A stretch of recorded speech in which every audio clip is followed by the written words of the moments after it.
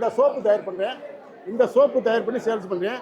இது பார்த்தீங்கன்னா இது வந்து குப்பை மேனியில் தயார் பண்ணியிருக்கேன். குப்பை மேனியில் தயார் பண்ணதுனால அந்த சருமம் நல்லா இருக்குது, ஷைனிங் கொடுக்கும். ரெண்டாவது முழுக்க முழுக்க இயற்கையால் விளைஞ்ச தேங்காயிலேருந்து எடுக்கப்பட்ட தேங்காய் எண்ணெயிலேருந்து தயார் பண்ணுறதுனால அருமையாக இருக்குது. இது சைடு எஃபெக்ட் இல்லை, அருமையாக இருக்குது. இது மட்டும் இல்லை, இன்னமும் இந்த பாருங்கள், அந்த இஎம் கரைசல்னு சொல்லி இஎம் கரைசல்னு அதுவும் சேல்ஸ் பண்ணுறேன். இது இங்கே தஞ்சாவூர்னால அது கொண்டு வர முடியல, ஏன்னா டிரான்ஸ்போர்ட் கொண்டு வர கஷ்டம்.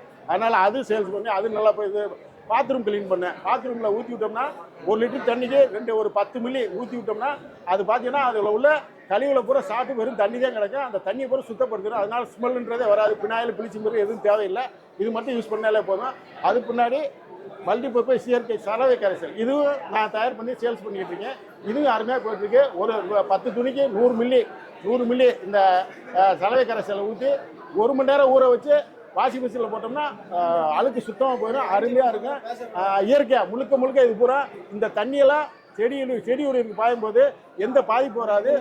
செடி உயிருக்கு உரமாக பயன்பட ஆரம்பிச்சிடும். அது மட்டும் இல்லை, நிறையா இயற்கையில் காய்கறி தோட்டம் போட்டிருக்கேன்.